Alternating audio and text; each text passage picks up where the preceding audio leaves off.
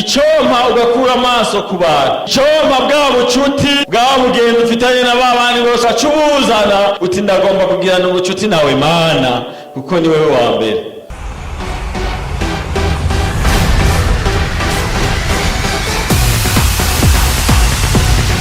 Ibyo bibazo byawe bimaze mu gihe kingana gute wumva yuko n'Imana itakihari? Kuko iki gihe abantu benshi ntibacemera ko Imana iri, bazi yuko ari ibyo duswaganye abakozi b'Imana ari ubwesikoro kugira ngo mutuzanire amashikanwa n'ibigira cumi.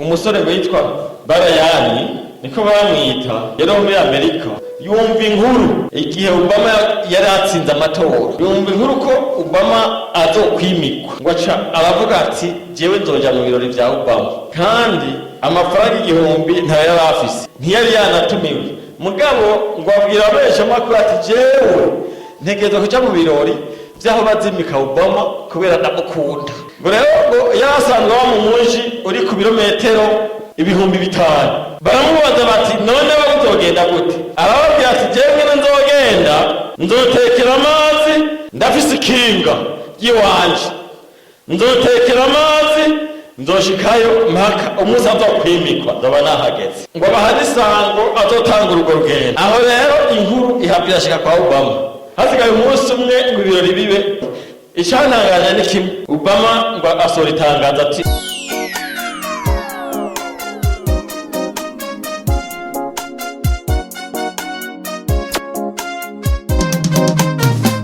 Haleluya. Twasoma mu gitabo cya Mariko ibice 11 n'umurongo wa 22. Jambo ry'umutwe riravuga ngo umusukoni Yesu yavumye babona wumye yigisha ivyo gusenga. Bukeye kare bariko barahita babona wa musukoni wahereye ku mizi wakabiranye. Petero yibutse aramubwira ati mwigisha, ehe wa musukoni wavumye wakabiranye. Yesu aramwishura arababwira ati mwamane ukwizera mu mitima, mwamane ukwizera Imana. Ndababwira ukuri yuko umuntu wese yobwira uyu musozi ati shinguka utabwe mu kiyaga, ntabikekeranye mu mutima, ariko akizera yuko icyo akoze gikorwa azokibona. Nico gituma mbabwira yuko ivyo musenga canke musaba vyose mwizere yuko mubihawe kandi muzobibona. Kandi nimwahagarara musenga, nihaba hari upfa n'uwundi mukimuharire, ngo so wo mwijuru nawe abaharire ivyaha vyanyu. Ariko nimutaharira abandi, na so wo mwijuru ntazobaharira ivyaha vyanyu. Mukomere amashimana yacu. Haleluya. Reka twegere imbere gatoyi muri Yohana ibice 15 duhere ku murongo wa mbere.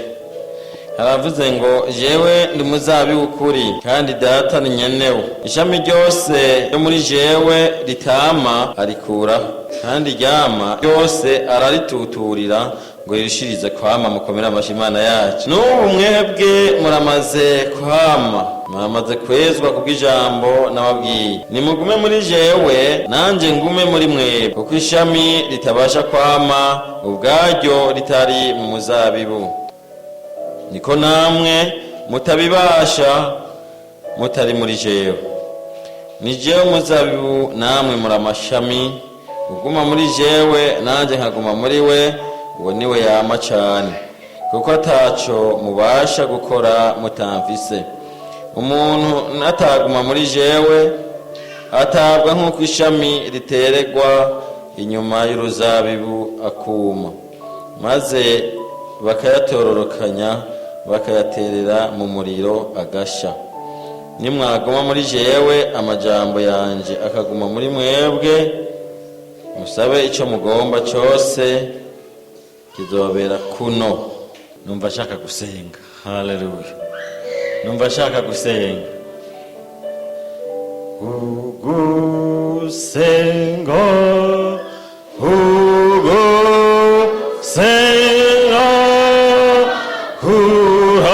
uhafa ibihe byose gushikana kuri data akankiza mu bingoye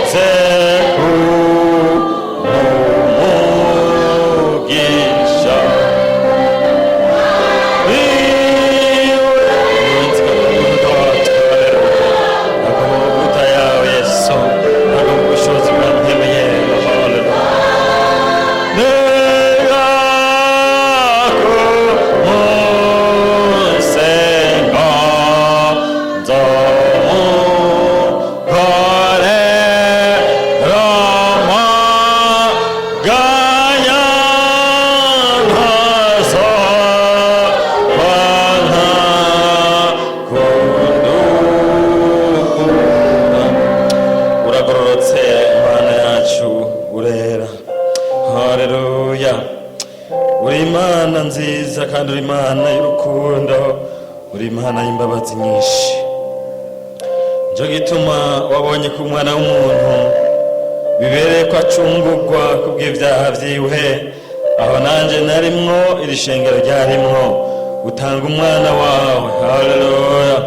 Uramurungika ava mu bwiza bwawe, ava mu gikiriza cawe, aza ngaha mw'isi kugira ngo ahanigwe abanyavyaha. Haleluya! Ni muri iki gihe rero twibuka ugupfa n'izuka ryiwe kugira ngo ducungurwe. Haleluya! Bivuze ngo twibuka icungurwa ryacu. Haleluya! Urakoze Mana, turagushimiye rero ubwo buntu bwawe wagiriye umwana w'umuntu, ico kibabagwe wabagiriye ikiremwa cawe, ikiremwa muntu wari warakiremye kugira ngo gihore kigushima, ariko hari igihe vyagorana bigatuma wicuza. Haleluya! Bigatuma ubabara cane kubera umuntu yagiye mu vyaha, bigatuma ubabara cane kubera umuntu atakigendera mu bugombe bwawe. Haleluya! Birashoboka rero n'iri shengero hakaba harimwo abagendera mu bugombe butari ubwawe, arico gituma amaraso ya Yesu na n'uyu munsi akiva, na n'uyu munsi agiseseka kuba mwizeye. Haleluya! Haleluya! Ndi imbere yawe Mana, ndi imbere y'ishengero ryawe, ubwanjye sinoshobora gusobanura ijambo ryawe, ariko kubw'imbabazi zawe n'amaraso yawe nyongera ubushobozi mpemu wawe mbeko none uvugane n'ubu bwoko. Haleluya! Ingore wiganirire n'abagabo bari hano, uganire n'abakenyezi bari hano, uganire n'umuntu wese ariko arumva ijwi ryanje. Haleluya! Kugira ngo ubuntu bwawe Mana burushizeho guhabwa icubahiro. Urakoze, reka icubahiro kibi cawe ibihe byose, nanje reka mbe igikoresho cawe, reka ngira umugende wawe, umugende ujana amazi imitima igarutse, umugende w'ijambo ryawe, reka witiza akanwa kanje ugakoreshe Mana. Haleluya! Itiza ubugingo bwanje ubukoreshe kano kanya, nturabe ivyaha vyanje ariko urabe ico ugomba ku bwoko bwawe. Haleluya! Haleluya. Urakoze Mana, urakoze kubwa imbabazi zawe mu izina rya Yesu Kristo, amen.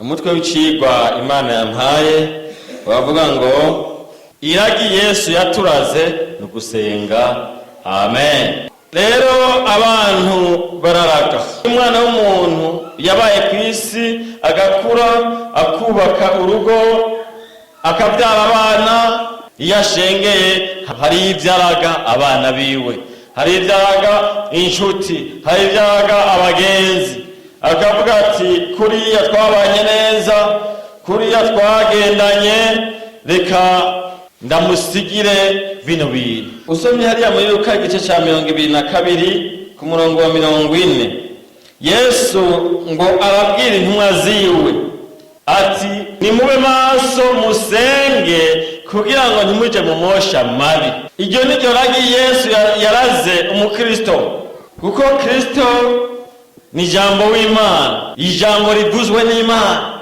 Umukristo nawe ni ikintu cyavuye muri rya jambo yavuga. Imana data wa twese, se umwami wacu Yesu Kristo, ntibyara kandi ntibyagwa kandi ntizobyara.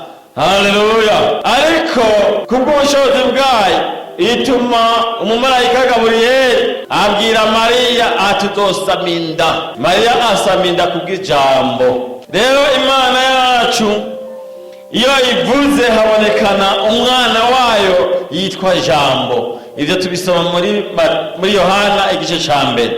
Mbere na mbere Jambo yariho, kandi Jambo yahoranye n'Imana, kandi uwo Jambo ni Imana. Mbere na mbere ryari none, n'igihe isi itari bwabeho, n'igihe ibintu byose bitari bwabeho, twe nawe siho twari turi. Icyo gihe rero ngo Yesu Jambo w'Imana yabana n'Imana, kuko ni Jambo rivuzwe n'Imana. Muri iki gihe twibuka ugupfa n'izuka ryiwe. Birashoboka yuko ari urutonde rwashizweho n'umuntu, ariko kuko Imana yashize ubushobozi mu muntu mu kumushiramo rya jambo ryiwe. Usomye mu gitabo cy'Itanguriro igice cya 2 urabona neza Imana iricara irabumba umuntu, imaze kumubumba abonekana ari igishusho nta bya bindi muhora mubona. Hari umumama umwe yaraje gusuma yivire mu misozi, hanyuma rero yinjira mu mangazini hajya muri ville aho yinjiye mu mangazini asanga agakobwa kiyambariye ipataro n'ishati, mugabo w'inzobe nyinshi. Aramubaza ati kijya gitenge nangahe? Aguma muraba. Aramubaza ati kijya gitenge nangahe? Aguma muraba ntiyamwisha. Aravuga ati mbega agakobwa ko kishima no kubera iki kanka kunyishura? Mwene mangazini yari kure ahubwo atereka uyo sumuntu. Rero igihe Imana yabumba umuntu imugira nka kijya gishusho kitavuga ntikibone. Muri icyo gihe Imana iriyumvira iravuga iti reka noneho kuko dukeneye ko uyu muntu azosa nanje, azogira ishusho nk'iyanje, ngo iricara, ngo irunama, bimushyira ku munwa, imuhumekeramo mpemu yayo. Umuntu aba ufise ubugingo muyikomera amashyi y'Imana yacu. Aho ni umuntu aza gusa n'Imana. Haleluya. Kubera Imana ntijya kuba mu mubiri iyo itabaye mu muntu.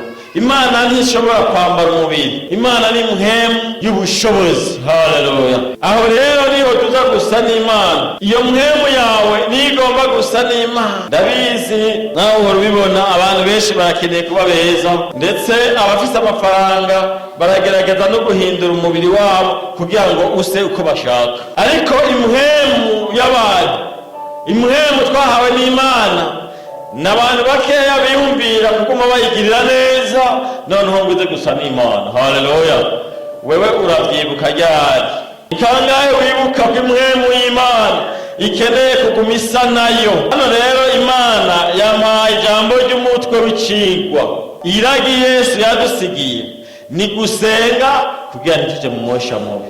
Icompa ugakura amaso ku bantu, icompa bwa bucuti bwa bugenzi ufitanye na babandi bose acubuzana uti ndagomba kugirana ubucuti nawe Mana kuko ni wewe wa mbere. Icyo gihe rero byoguha ubushobozi.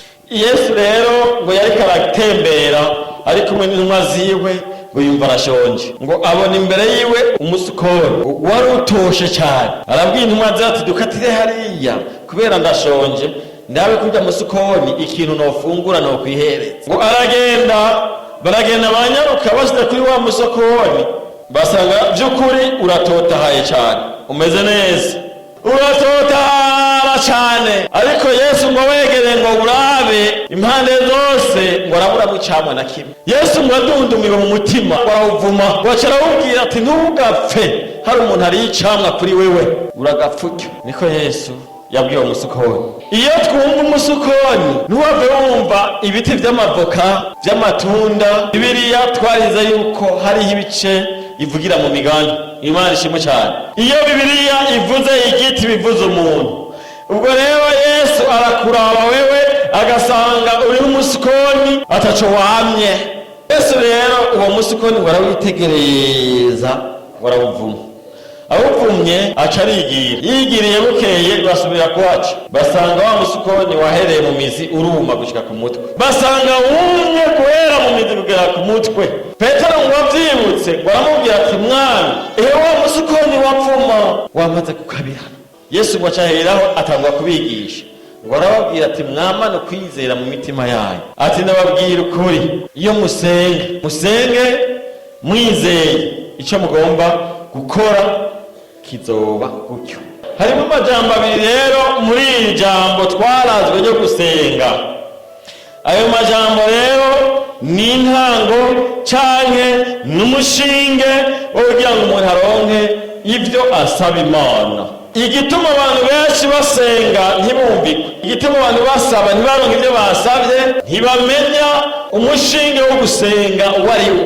Iyo umuntu agiye gusenga Imana agomba kujana ukwizera mu mutima wiwe, kuko hano yababwiye ngo niwagira ukwizera ntihazome imisukoni yonyene, ahubwo ngo uzobwira imisozi yimuke. Yesu arababwira ati umunsi wagize ukwizera neza mu mutima wawe, ukaba uriko uragenda nk'uko, ntuzogende gukata amakorosi, uzobwira uti imbere wa musozi we singomba gukata amakorosi. Ugomba kwizera nk'uko ko kwimura imisozi ikakuva imbere hanyuma ikagenda. Abisirayeli bari mu rugendo bageze kuri ca kiyaga gitukura, imbere ngo cari ikiyaga, gutya hari imisozi impande zose, inyuma nayo hari Farawo n'ingabo ziwe. Ngo bahindukira Mose, bose baramuraba, batangura kumubaza ibibazo. Atariko ga Mose, ni igiki cyagutumye kudukura hariya utuzana gupfira ngaha mu bugaragu? Mbega hariya ntamba zariyo? Mose mu mutima wiwe arahindukira avugana n'Imana ati wumvise abantu bawe kwizera kwabo. Imana ngo yamubwiye iti rambura inkoni yawe ku kiyaga. Atarakora iryo jambo, Imana ngo yamubwiye ati babarire, uti nimwihagararire gusa muraba agakiza k'Imana ingene kagenda. Ibaze nawe ku bantu batagira ukwizera, ku bantu batagira kwizera uwo kwawe, inzara y'umunsi umwe igutesha agakiza, ubukene bukumenesha ibanga. Ibaze nabaramubaza ibibazo Mose bati namba zari bariya haya utuzanye gupfira ngo. Imana gucira mubwira ngo ati nimwihagarare gusa muraba agakiza uragira bazane. Ngo bajye abanyegiputa mubone inyuma yanyu bafise ibigwanisho, bafise n'amafarasi, ngo nimuzokongera kubabona ukundi. Abisirayeli bari kumwe na Mose gusa. Mose nta kigwanisho na kimwe yari afise uretse inkoni. Inkoni niyo yari yitwaje n'isezerano ryo mu mutima. Ico gihe Abisirayeli ntibavyumva, kuko ngo bagumye batera urwamo bavuga ati ni iki cyagutumye tuzana ngaha. Mose Imana imbwira ati rambura inkoni yawe, ngo arambura inkoni ku kiyaga. Noneho ngo barashungurukiramo, amazi yo hepfo na ya ruguru ngo aratandukana, binjira mu kiyaga. Abasomyi